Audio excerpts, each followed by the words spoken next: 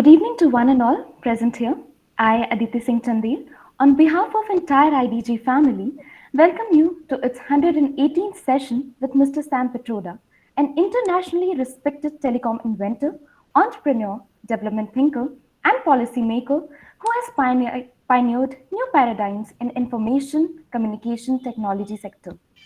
In 1987, during his tenure as advisor to Prime Minister Sri Rajiv Gandhi, Mr. PITRODA headed 6 technology missions related to telecommunications, water, literacy, immunization, dairy, and oilseeds. He founded and was the first chairman of India's Telecom Commission. Popularly known as the father of India's communication revolution, Mr. Pitroda has been working selflessly for the growth of our nation, which reminds me of a famous saying of Mahatma Gandhi that the best way to find oneself is to lose oneself in the service of others. So, having you with us today swells up our heart with pride, gratitude, and honor. On that note, I would request Krishna Tiwari to introduce the guest for all the attendees. Thank you so much. Hi, am I audible? Very much. Okay. A very good morning to you, sir, and a very good evening to all our guests here. Today, we have with us an internationally respected and renowned personality who is colloquially known as the father of India's communication revolution for the services he has rendered to the country and to its telecommunication sector. Continuing from where Aditi left, as a way to induce the second phase of India's technology revolution, in 2005, Mr. Pitroda headed India's National Knowledge Commission to provide a blueprint for reform of the knowledge-related institutions and infrastructure for the 21st century in the country. Mr. Pitroda served as advisor to the Prime Minister of India on public information infrastructure and innovation with the rank of a cabinet minister. He served as the chairman of Smart Grid Task Force as well as the committees to reform public broadcasting, modernize railways, deliver e-governance, and other developmental activities. Mr. Pitroda is the founding chairman of 5 non-profit organizations, including the India Food Bank, the Global Knowledge Initiative, and the Institute of Transdisciplinary Health Sciences and Technology. In addition, Sir is an entrepreneur having started several companies in the United States. He holds around 20 honorary PhDs and around 100 worldwide patents. He has published 5 books and numerous papers and lectured widely all over the world. The list goes on. And to honor the same and his immense contribution in the field of science and engineering, he was awarded with Padma Bhushan in the year 2009. Today, Sir will have a session with us on the topic India at Crossroads. I'm sure we are going to have a really insightful session. Thank you once again, Sir, for agreeing to have a session with us. And over to Aditi now. I would request all the attendees to keep their microphones on mute to make the most of the session. Without further ado, I would request Sir to begin with the session. Thank you so much. Thank you, Aditi. Honorable Vice Chancellor, Aditi, who helped organize this. Dear students, greetings from Chicago. It is indeed a special privilege and honor for me to talk to you about India at Crossroads. First, Happy New Year to all of you. I don't get to talk to law students all the time, so I'm delighted to see so many young faces ready to listen. I may not have many words of wisdom, but I definitely want to share some of my thoughts in next 15-20 minutes and then open up for a broader conversation. I believe India is at crossroads today because of 5 main reasons. First, and the most important one to me at this stage, is that India is going through a very difficult time because of polarized politics. Today, Indian politics occupies huge space in our national debate. Everybody is into politics. Everybody talks only about politics. National television programs, radios, newspapers are full of attacks on each other. And the polarized politics has really created problems for our institutions. Our institutions are no longer autonomous, whether it is education, health, judiciary, police, all our institutions are being politicized. Two, as a result of polarized politics, civil society is basically killed, either with attacks on liberal thought, income tax raid,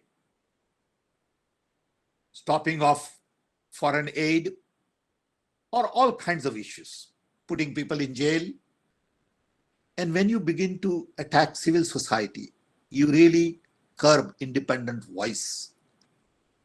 And people who are dedicated to one cause, whether it is education, health, environment, whatever, and you lose objectivity in many areas. Third, we have lost scientific temper. We promote, in the name of religion, all kinds of alternatives. Somebody talks about, cow's urine as the ultimate answer. I mean, where is our scientific mindset? We have lost ability to have a rational, logical approach to discussion. Discussion always gets into argument, personality conflict, history which go back to Ram and Hanuman and all that. And no one talks about the reality of today. We always go back and don't look at future. We are not looking at the front. We don't have the vision to focus on future. And most of the conversation is about past, history, our heritage, our tradition, our religion. So that's one big challenge. And it is because of polarized politics, we are at crossroads. But then there are a lot of opportunities.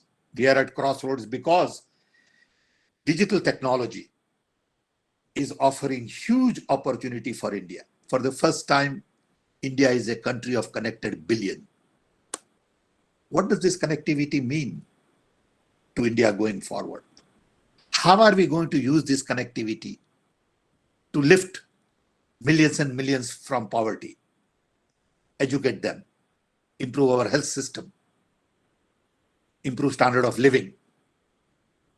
Connectivity is not about social media, entertainment, political gossip, and spreading lies. Connectivity is about lifting large number of people. And we have huge opportunities because of connectivity. Because connectivity brings about efficiency, productivity, cost reduction. Hyperconnectivity is all about decentralization, demonetization, and democratization of knowledge. It has impact on everything. It has impact on education, health, governance. Look at the benefits of UID, of payment systems, of national knowledge network, connecting all our panchayats to high-speed broadband. What does all of these things mean to India? If we don't take advantage of these digital opportunities, we will be missing a great, great event in front of us. I believe digital opportunities will create another 5 million jobs immediately.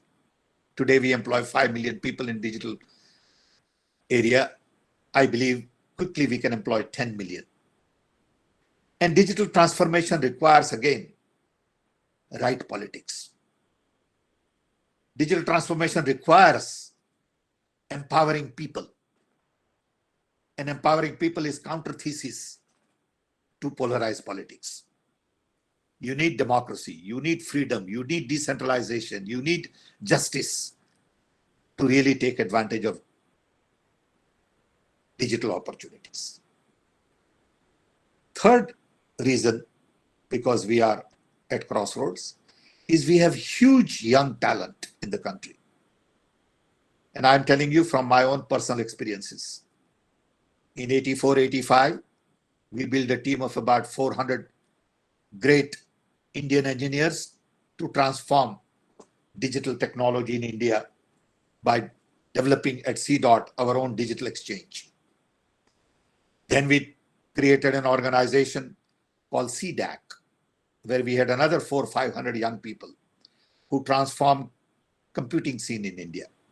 So all the things you see today has had roots in young talent from IITs, IIMs, and many other good universities all over India. Young talent in India is now engaged in startups. There are many billionaires. They are not only in IT, they are also in biotech, nanotech, health, material science, energy, environment. How do we take this young talent and really give them the freedom and flexibility to solve larger problems of the society?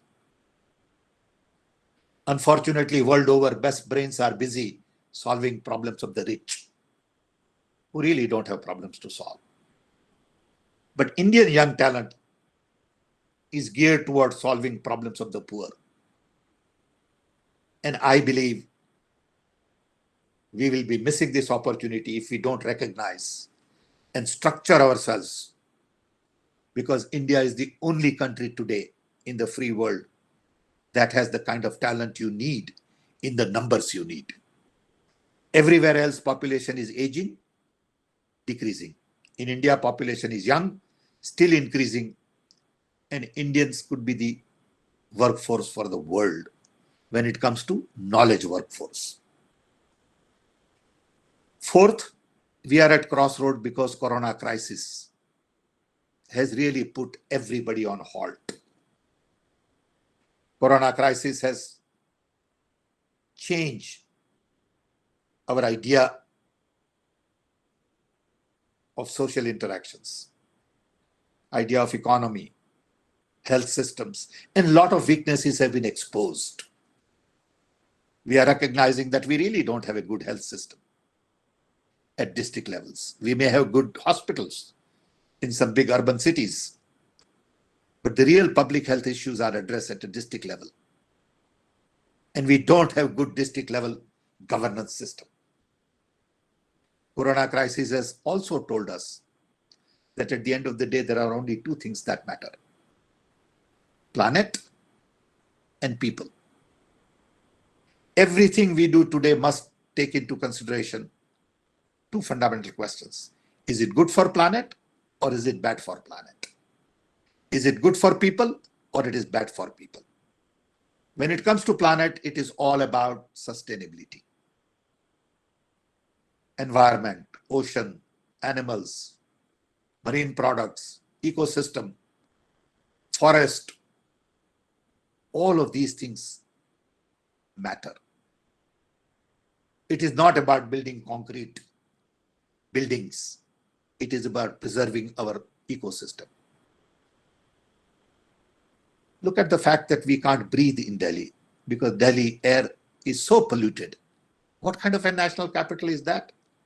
And now we are building massive new government, parliaments and other things. I would rather spend that money on cleaning Delhi's environment. Similarly, people. We have to ask, is it good for people or it is bad for people? If it is bad for people, don't do it. What it means is we need dignity, respect for every human being. We need to focus on inclusion. We should not divide people between this group and that group. Today, if it is a hate speech against Muslim that I've heard in the last few weeks, tomorrow it will be hate speech against Dalits. Day after tomorrow it will be against tribals. Later on it will be against each other. And that trend cannot be allowed. So Corona crisis tells us that we are all same. No matter what our religion is, what our color is, what our gender is, we got to respect everybody. And we got to provide dignity to everybody. We cannot distinguish people based on religion, language, sex, color. And it's a problem all over the world. It's a problem in America because of Black Lives Matter. It's a problem in China. It's a problem in Europe. And in India, it's a problem in huge numbers because of our caste system, because of what is going on right now against people from different religion. And to me, Corona crisis is an opportunity to reflect and review on our strategies. And finally, fifth reason we are at crossroads is because the challenge is to redesign our systems are huge and opportunities are equally great. We need to redesign our education. We need to redesign our health system. We need to redesign our governance. Everywhere I look around, we need to redesign our courts. I worked with judiciary in Delhi. We digitized Delhi court. We have 35 million court cases pending. What kind of a system is that? Where it takes you 10 years to get justice. 35 million or 40 million court cases pending in India. And this was about 10 years ago. Why can't we use digital technology to clean up? That's an opportunity. Why can't we completely digitize all our courts, change our laws so deposition can be taken on video and all that? And a lot of that is happening, but not happening at the pace we want. We must have a mission like we will clean up all pending court cases in next 2 years, 3 years. It can be done. That's an opportunity. And that's why we are at crossroads. We have a challenge on employment. Our unemployment is almost 24%, I'm told. We have a challenge related to small and medium scale industries because only big industry and stock market is booming and people are lying about what is happening. And lies get multiplied today. Lies get sold.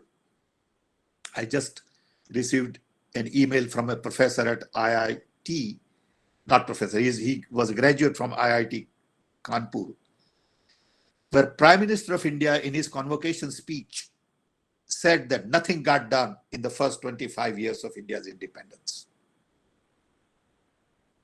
If Prime Minister of a country says something like this to young students, poor young students listen to it. It's a lie.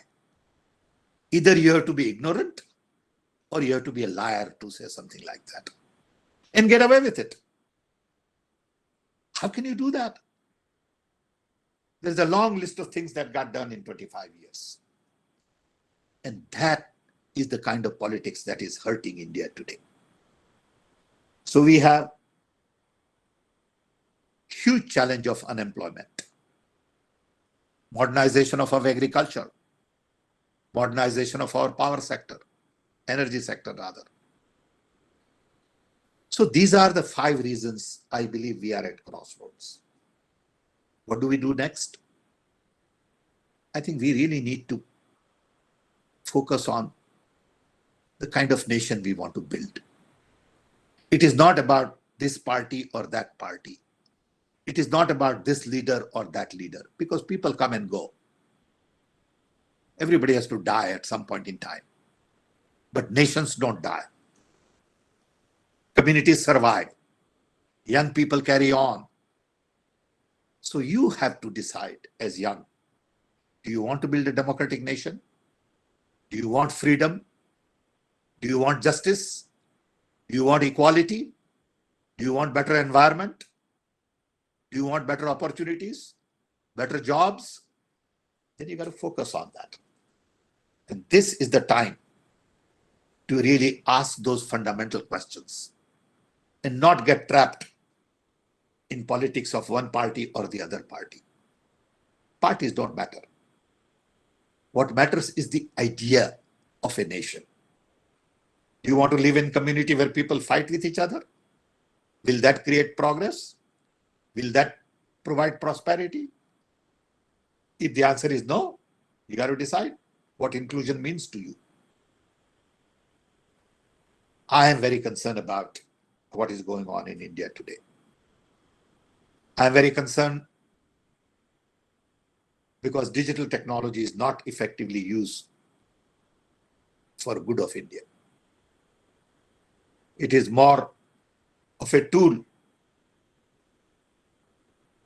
to divide the system, divide the society, change the mind of the young, arouse a lot of false sentiment, and lose sight of the real challenges we are all faced with.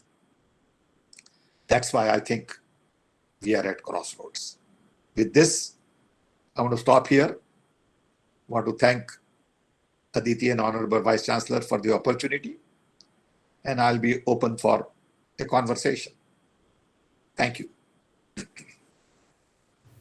Thank you so much, sir, for your thought-provoking words.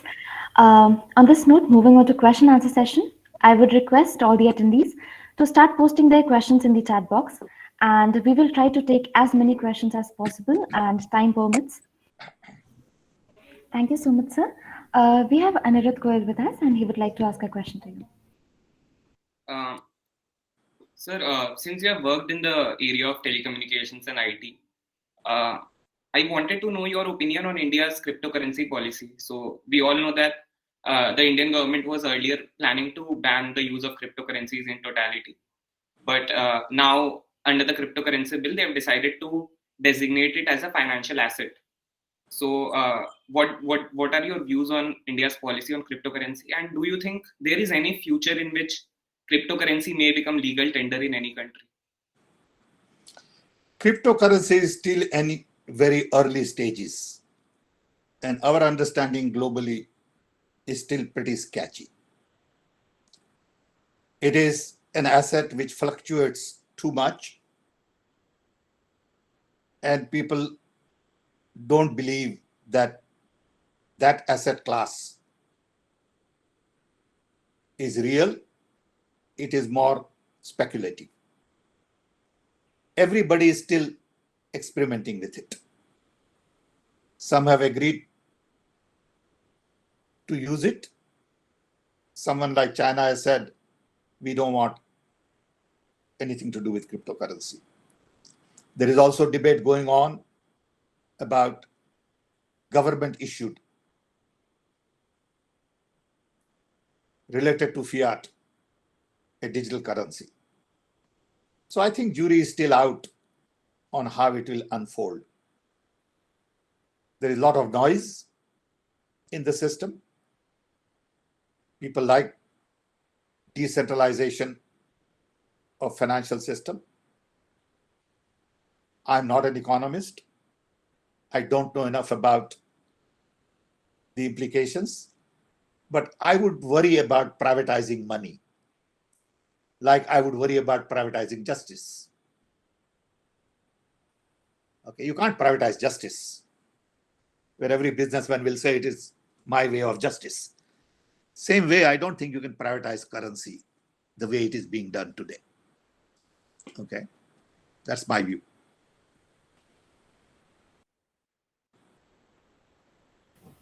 So just one follow-up to this. So moving aside from this question, but taking on from your idea of privatization and where it starts and where it ends, what is your view on the privatization that is happening in India right now? Privatization of banks, privatization of many public sector companies, Air India. Because we have seen that the UPA government was very ambiguous about its idea on how India should go about privatization. We did not see a lot of it happening. But now that the government is doing it, we are not seeing a lot of political opposition to it also. So what is your You view see, on? privatization is a phase that makes sense at certain time and does not make sense at certain time in certain industry, not just time. You know, a lot of people think that we should have privatized in 60s and 50s and 70s. We didn't have anything to privatize. We didn't have the wherewithal. It's like saying I have a newborn baby and I'm going to throw him in a fighting ring. You got to prepare your baby before you throw him in a fighting ring.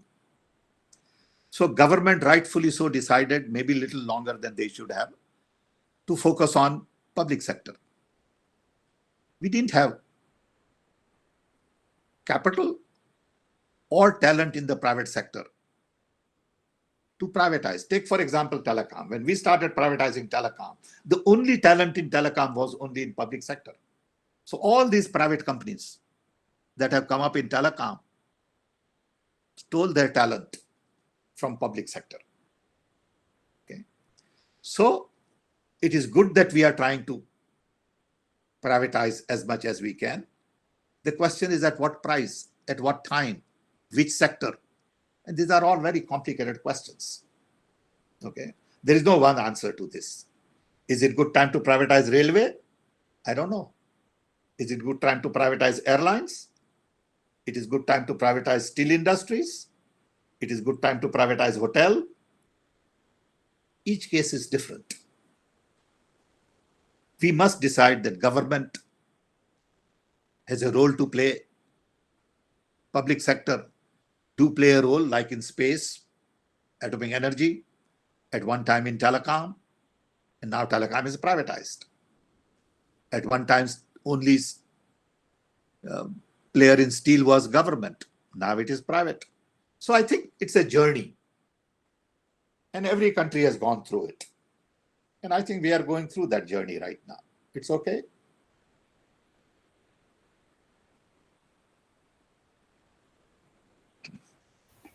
Thank you so much, Next. sir.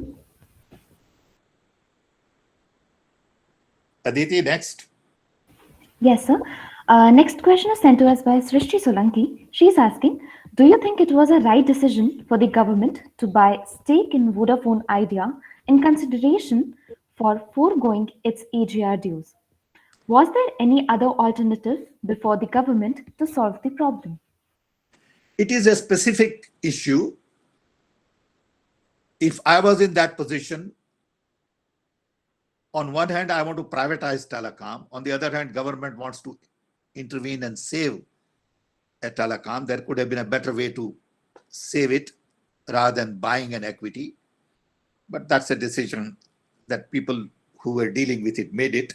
So I don't want to comment on it, But I would have said that invest in some other way, support them in some other way so they survive, but don't buy equity. I'm okay, Because in India today, really you have four key players. You have Jio, Airtel, Vodafone, and a little bit of BSNL, and sort of Bharat Telecom or whatever they call it. Okay, these are the four players now. Finally, at one time we had maybe 20 players. Okay, so we have consolidated industry, which is okay in most of the large countries. Next. Thank you, sir. Toshita Jha is asking, being well versed with the IT and telecom sector, how do you think that the government should have handled the Pegasus scandal? Which one? Pegasus scandal. I have no idea. I have no idea what Pegasus scandal is. It is a scandal. I've read a little bit in the paper, so I can't make my judgment based on what I've read in the paper. I can't comment. All I can say is I don't want to use these kinds of tools for surveillance of the people. I don't buy that idea. Okay. I don't want to have surveillance on my vice chancellor of a law college. What would I get? Okay. What am I trying to find from these people? My own government has to be open, transparent. And if my government is not open and transparent, I feel sorry for them. Okay. Why would anybody use these kinds of tools to spy on your own people? Okay. Doesn't make sense. Today you spy on this, tomorrow you spy on your own family. Okay. Is that the kind of world we want to live in? So it's a larger ideological issue. Okay. I would not approve of any spying tool on anybody, even my enemy. Okay. I just won't do it. It's morally, ethically is not right for me.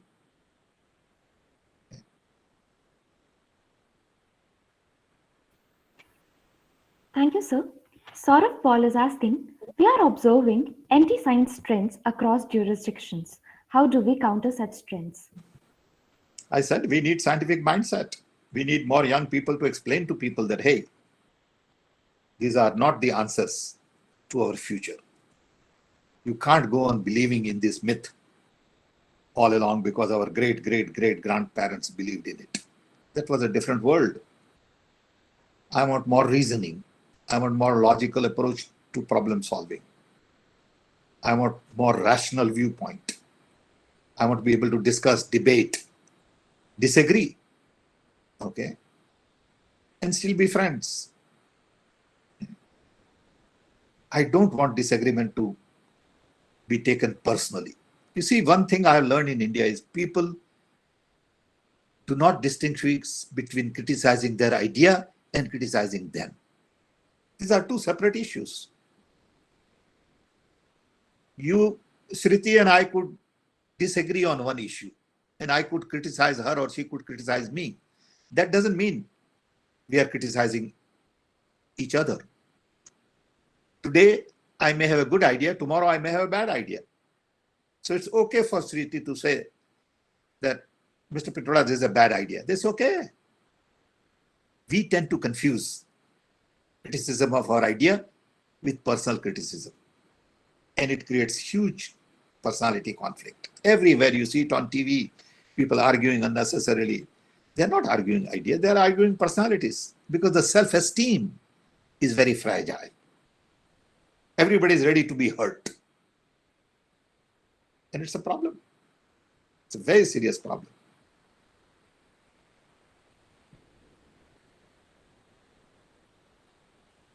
Next. Arya Kant is asking, what exactly is the future of artificial intelligence, its implementation in India, with special reference to government departments?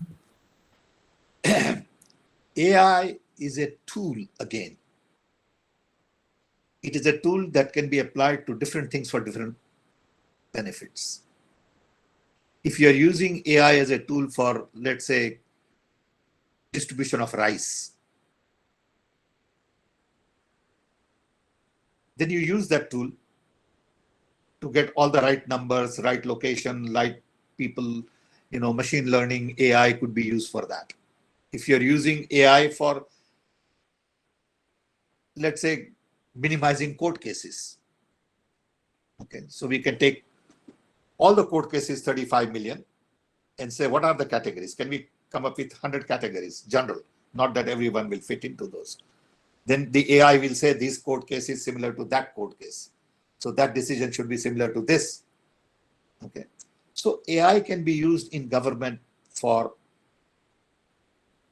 thousands and thousands of applications. From revenue collection, income tax, food distribution, elections, education, health, you name it, financial services.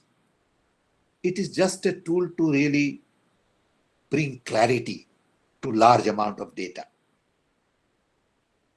See, when you have huge amount of data, how do you bring clarity? You know, somebody throws, you go Google and they throw you with 4 million documents. What do you do with those 4 million documents? Who's going to curate that information for you? AI basically will help you curate that information to give you intelligence in the manner you want.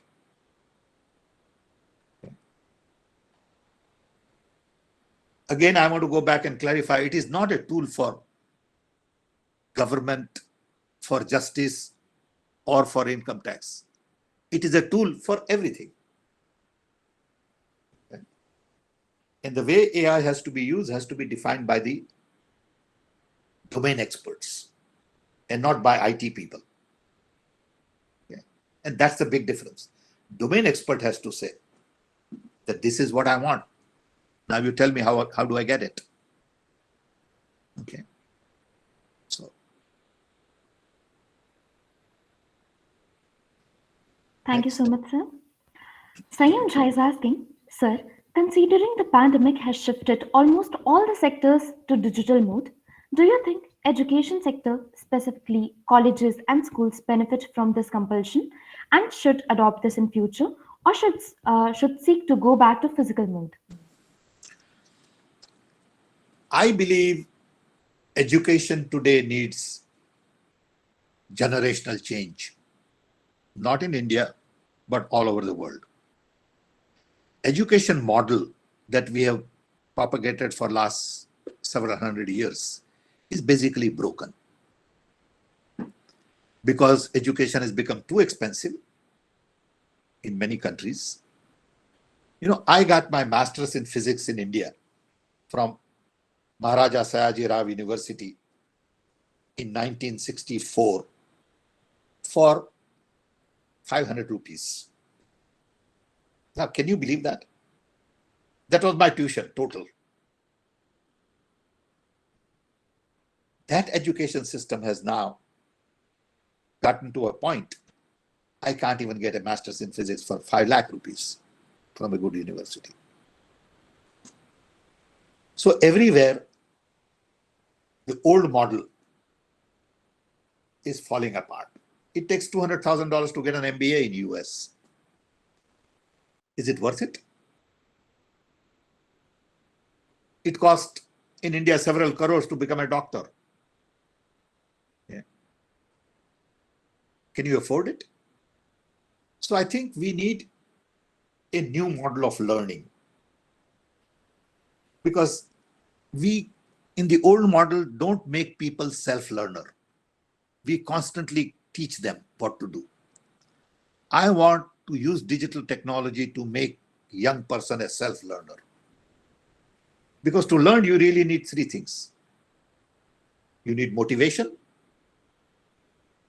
you need time, and you need content.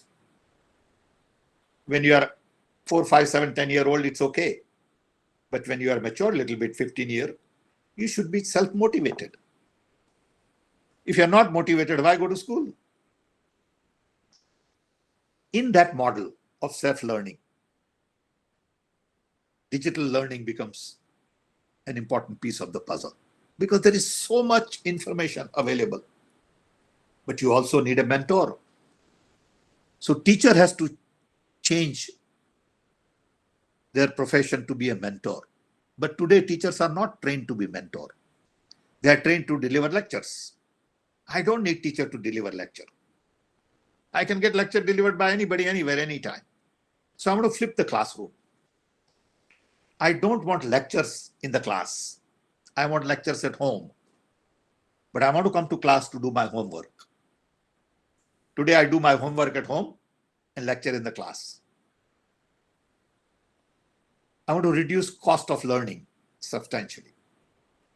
I want to expand learning in a multidisciplinary approach, so you don't have these vertical silos that we have today. And that's where I think more and more of digital learning is going to be effective, useful, productive, and important. But you do need some physical interactions. Those interactions are required not for delivering lectures in a class to 400 people or 50 people.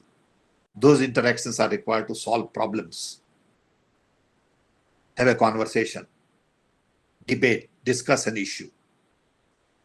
And some of that can be done on digital media as well. But classes don't have to be in a classroom. It could be at railway station. It could be at bus stand. It could be at cafeteria.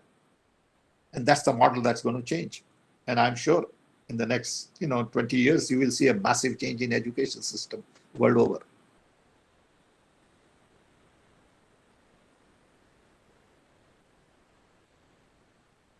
Next. Thank you so much, sir. Now, Krishna Tiwari would like to ask a question to you. Please. So, diversity in our population, it's a very celebrated notion, especially in India. However, it has been a challenge to implement policies with the amount of diversity we have. So, how did you tackle this when you were in policy making? And what are your suggestions for the present times, the present government, since the model is being followed much more rigorously than before? I like India's diversity. I'm one of those who enjoys the fact that I was born in Orissa of Gujarati parents, had an opportunity to interact with students from South India in Baroda. And I like India's diversity in food, music, culture, art, dance, you name it. We all look different, but we also look same. People in East look like Chinese, which is great. So India is blessed with the diversity of all kinds in our language, dress, and what a great thing to have. We got to celebrate our diversity. It is okay for you to eat meat. I don't care. I can't fight with you for that. It is okay for you to speak different language, sing different song, pray different God. Okay, I'm fine. But I got to deal with you as a human being. I got to start with you with respect, dignity. I got to hear you out. And I got to find similarities and not fight on differences. I got to agree on few issues that we have to work together and not focus on disagreement where we can't work together. That has been my approach all my life, and it has worked, And diversity doesn't necessarily imply just language and all. It also implies, rural, urban, educated, uneducated, man, women, child, old. These are all diversities. Okay. I don't want to deal with just people like me. It will be such a boring thing to do in life. I want to deal with different people. I want to respect them. I want to learn from them. I want to have a conversation with them. And I want to respect what they do as well. And which may be exactly opposite to what I do. Perfectly okay. That's what I would do.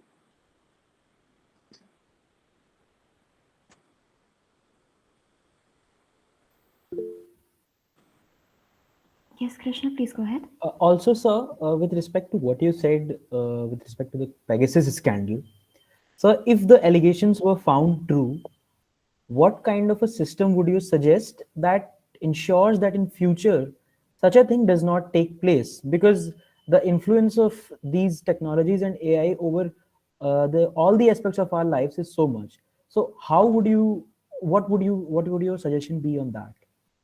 Look, at the end of the day, you need to elect good people. If people you elect are nasty, no amount of rules and regulations will help you. Okay. If you want to cheat, you want to cheat. If you want to lie, you want to lie. Okay. If you want to harass people, you want to harass people. See, I was born in 1942. I'm 80 years old. I was born in British Raj. I grew up in Gandhian environment. I believed in early childhood, at home, from our teachers in school who were Gandhian, the fact that truth, trust, love, diversity, justice, freedom, autonomy matter. And there is no compromise on that. I would never lie. I have never lied in my life. I can say it with oath. There's no need to lie. Okay. Now, if I don't believe in these values, no amount of laws will help. I will cheat anyway. And people openly lie and they have no shame. They have no problem lying. I mean, how do you deal with a person like that? There is no conversation. It's not possible to have conversation. Okay. There is no trust. So my problem today is, if I believe in truth, people believe in lies. If I believe in trust, they believe in mistrust. If I believe in love, they believe in hate. Now, where is the common ground to talk? That's my problem. So Pegasus, no Pegasus. Who initiated Pegasus? Somebody must have. That person must be, vindictive. Why do you want to be vindictive? Okay. If you want to know something from somebody, just why don't you go and ask them? Okay. And assume that he will tell you the truth and not lie. Okay. So it's a different way of looking at it. I mean, I don't know how to even have a conversation with a person who doesn't agree with these things. Okay. But I still respect them. I still love them. I still care for them. If that's what they have selected, too bad.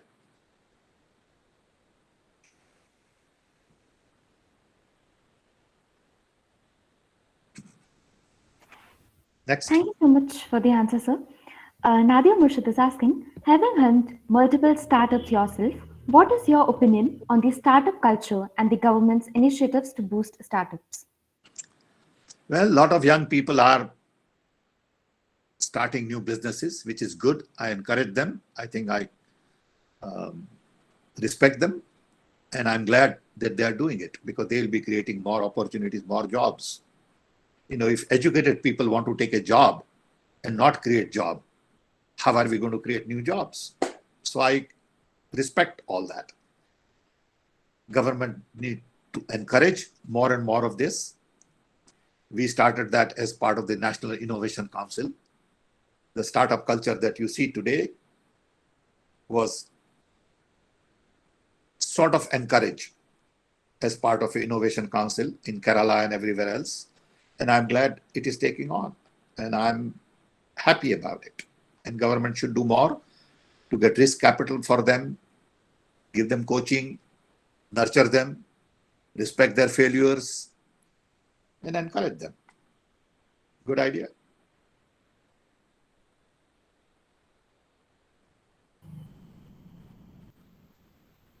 Next. Sir, Sharbati was asking if you can elaborate a bit further on how digitization can be a tool for us to settle the pending 35 million cases. And can you suggest a roadmap for this, considering that you have worked on digitization of Delhi High Court?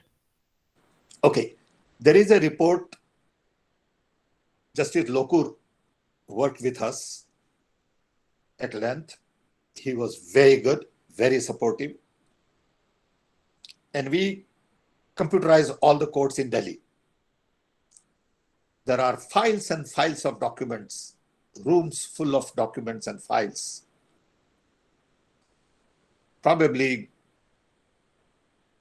15, 30 different halls of legal files in Delhi that we converted into a black box about that big. And we said, look, you can get rid of all of these files.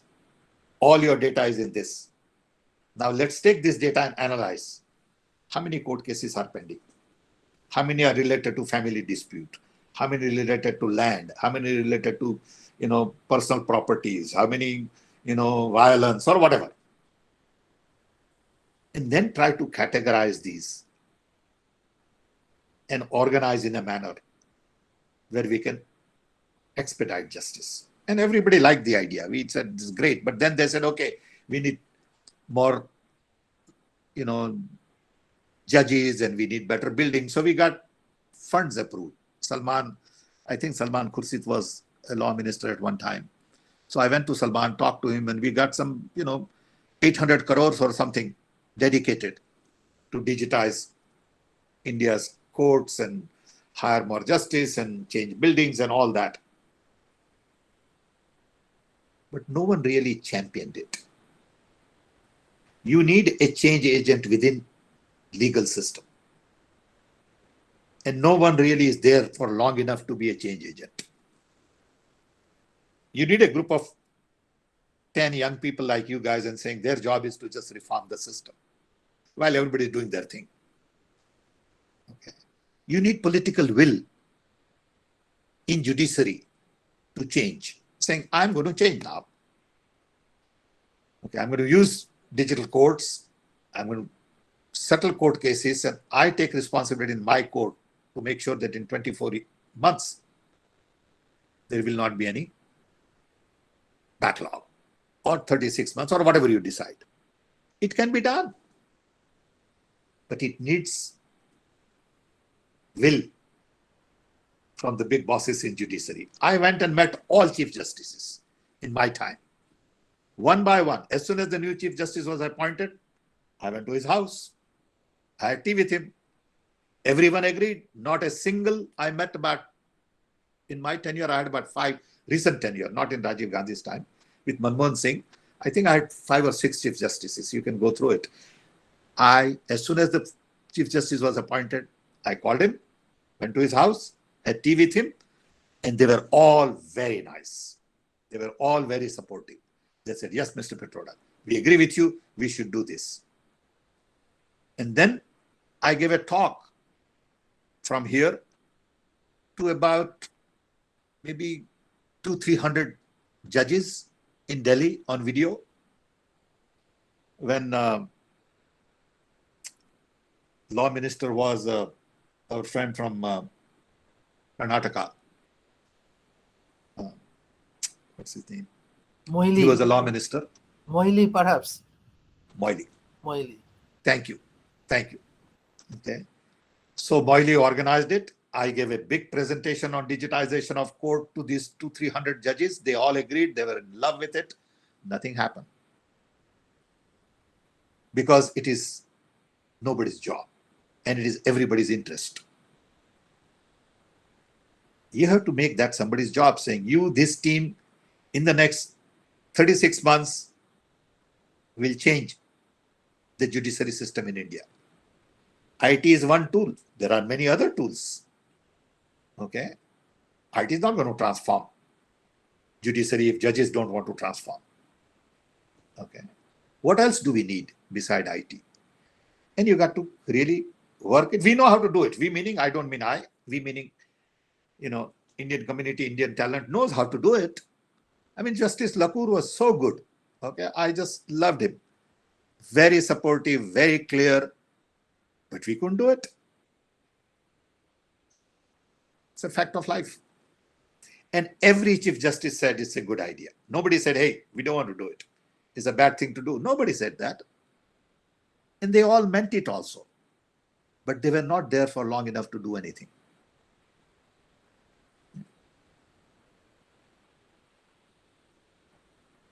Okay, next. Thank you so We have much. another maybe 5 minutes, and then I have another one at 9:15, so I got to go. Sure, sir. Sir, Suansh is asking, Yes. you presented all the 5 crossroads that India is at right now. Do you believe the first point, polarized politics, has led to the others? Yeah, I think polarized politics is probably more important. Agree.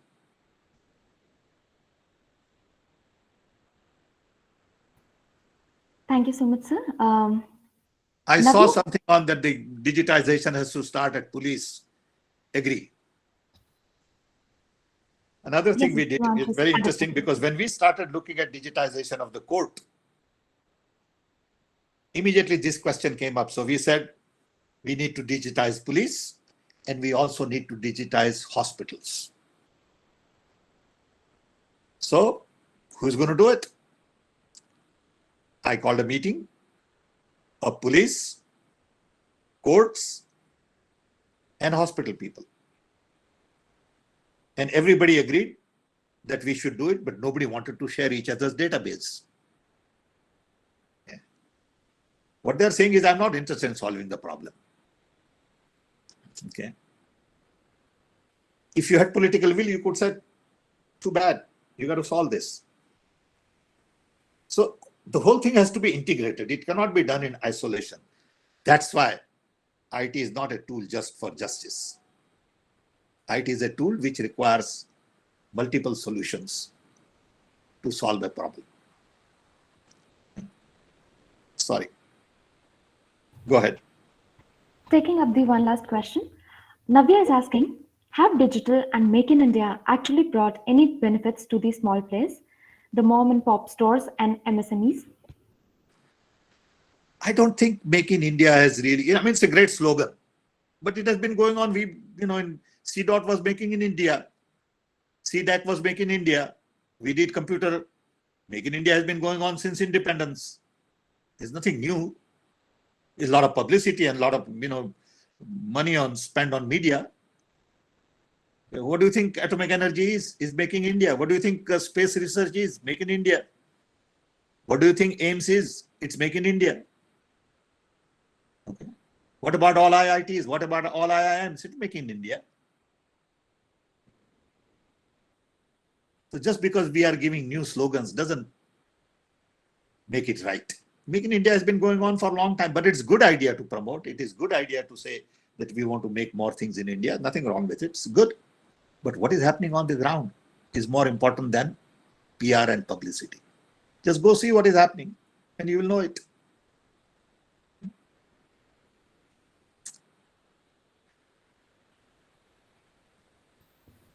Thank you so much, sir, for answering all these questions. I would request VC sir to speak 2 lines for us. Thank you. Thank you, sir, for accepting our invitation. And myself, and along with my students and colleagues, we perceived what is wisdom. I have read some of your writings, particularly our legal education and law schools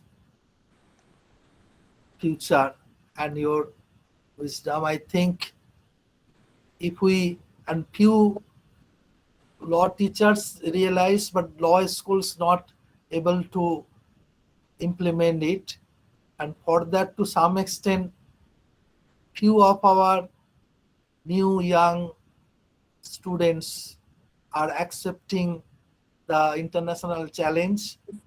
Our students and some Bengali students now working in internationally various countries.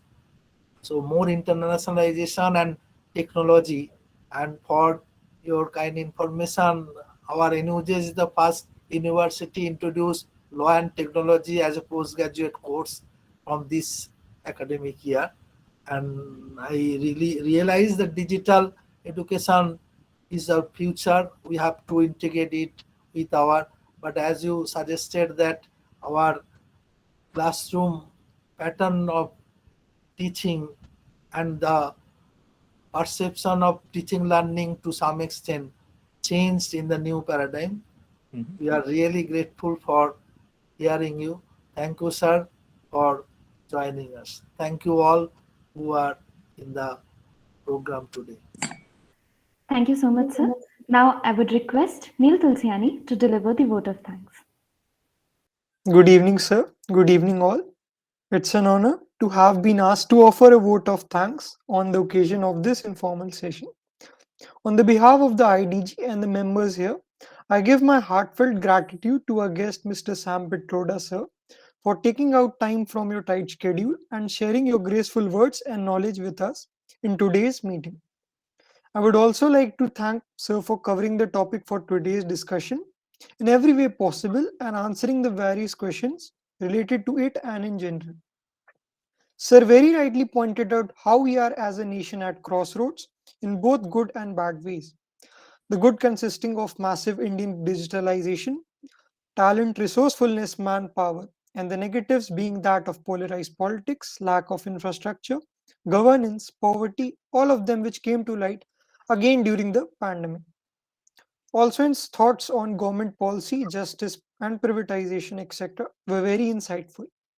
A special thanks to our Honorable Vice Chancellor, Mr. N.K. Chakrabarti, for his presence here, making this session even more of remembrance. I would also like to thank everyone who came up with various creative questions on the topic and beyond, and also the general body members who attended the session. Lastly, I would like to thank all the members of the IDG for their efforts and duties for the smooth conduct of this session and making it a memorable one. Thank you, Neil. Thank you so much, sir. Thank you. Thank you for the opportunity and look forward to remaining in touch. It's nice to see so many bright young faces. I mean, they can change the world, but we have to give them a chance. Yes. I mean, you take these 10 people I see on the screen or 5 people and say, give me a plan to reform, justice in West Bengal. Yeah. These kids will do it. I have great confidence in them, but you got to let them do it. You got to listen to them. You got to love them. You got to encourage them. But we won't do that. Some senior guy will come and kill everything. And that's why we don't get things done. Thank you and wish you all the best. Thank you so much, sir. Thank you for coming here.